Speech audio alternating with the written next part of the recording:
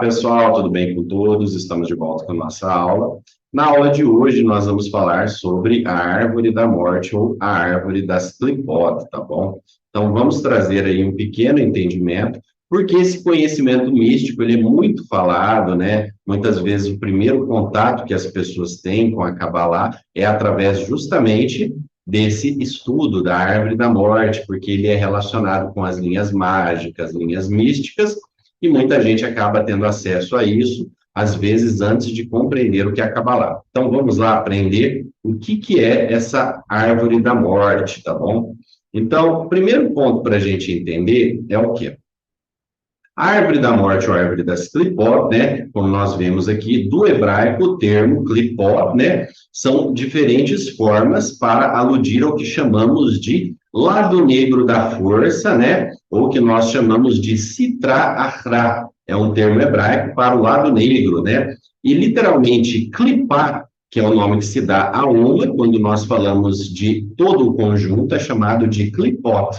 Quando nós falamos de uma, é clipar. Ela representa, então, o conceito de casca ou vasilhas, tá bom? Então, como a gente vê, no singular são clipar, e elas são representações do que seriam os receptáculos das forças malignas ou impuras espirituais, ou seja, elas são os polos opostos do que seria a árvore da vida, tá? Então, a árvore da morte ou a árvore das sombras, como nós usamos aqui na imagem, ela é conhecida como a árvore das clipot, e ela é a forma genealógica oposta da forma tradicional, apresentada em várias ordens, doutrinas, né, e conhecimentos que nós estudamos a respeito disso, tá bom? A árvore da morte, ela tem, então, uma disposição oposta aos atributos da árvore da vida, sendo, então, da mesma forma, só que uma forma, então, análoga às dimensões inferiores.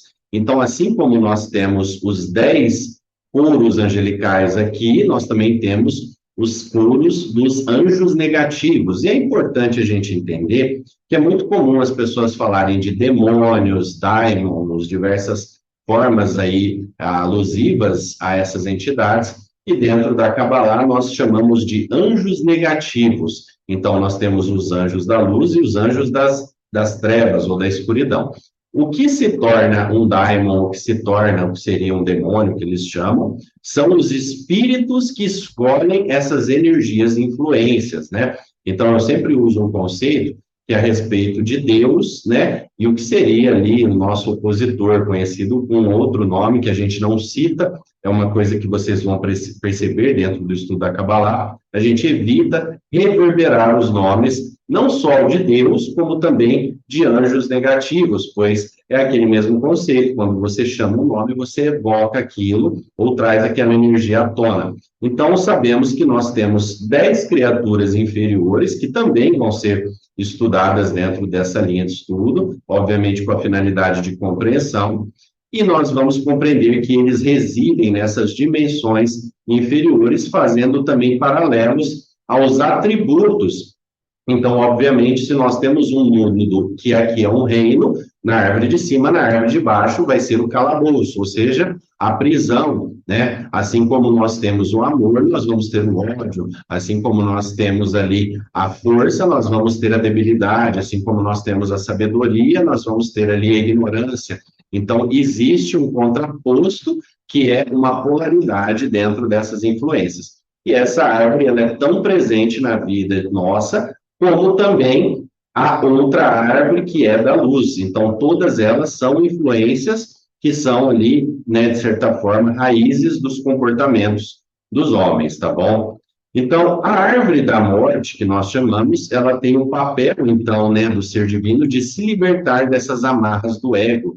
Então, literalmente, o trabalho divino do homem consiste em ele conseguir deixar de ser influenciado por essas energias. Não propriamente que ele esteja ali para destruí-la, mas para assumir o seu controle. E como nós percebemos, essa árvore ela carrega uma influência negativa, e toda vez que nós temos comportamentos negativos, agimos de má fé, fazemos transgressões, nós deixamos de receber a energia divina que está na árvore de cima e passamos a doar a nossa energia vital para essa árvore de baixo. Então, uma nos carrega e a outra nos suga, tá bom? Então, essa árvore, ela simboliza, de certa forma, a árvore da vida, a luz, e a árvore da morte, a escuridão. Aqui eu uso uma metáfora que eu usei aqui, né, no caso, dois copos, para vocês entenderem, aonde ela vai mostrar que tipo de árvore cada um vai trabalhar.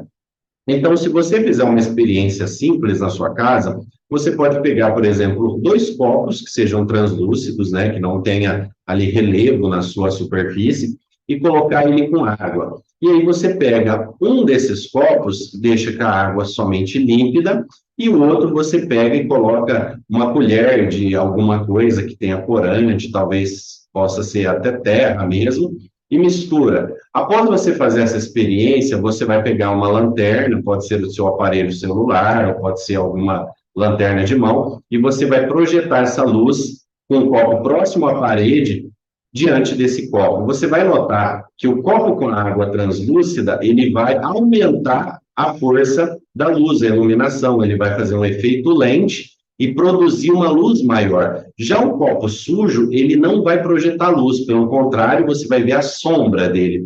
Então, é como se cada um de nós, na nossa vida, fôssemos esses copos. Nós viemos a esse mundo translúcidos e vazios, e conforme nós vamos enchendo o nosso interior com conteúdos translúcidos e límpidos ou conteúdos sujos, é que vai determinar que tipo dessas árvores vão reger a nossa vida e o nosso comportamento. Então, obviamente, se você tiver com a sua água interna suja, com sabedorias falsas, conhecimentos errados, com transgressões, escolhas más, a sua água vai ser turva e suja, e quando a luz de Deus vir projetada em você, ela não vai apresentar suas qualidades, mas sim as suas falhas. Já se você segue um caminho de virtude e você está sempre trabalhando o seu polimento e a sua evolução, quando a luz de Deus se manifesta na sua árvore, que é o seu copo translúcido, você vai mostrar ainda mais a luz de Deus. Então, de uma forma bem simbólica para a gente entender,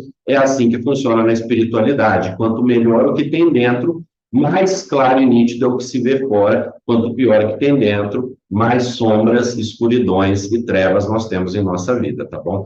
Então, essa é a lição que nós deixamos hoje sobre essa aula a respeito do que seria a árvore da morte, ou a árvore das clipó, tá? E popularmente nós chamamos, né, dos seus efeitos de Yetzer Hará ou Yetzer Hatov. Yetzer Hará nós chamamos de má inclinação, Yetzer Hatov, a boa inclinação. Então, que todos vocês possam ser regidos pelo Yetzer Hatov, que é a boa inclinação, e desejo a vocês ótimos estudos. E na próxima aula nós vamos partir para os estudos, né, de compreensão do que é também a guiamatria, a meditação e outras linhas de estudo, tá bom? Desejo a todos vocês uma ótima semana. Shavuot Tov.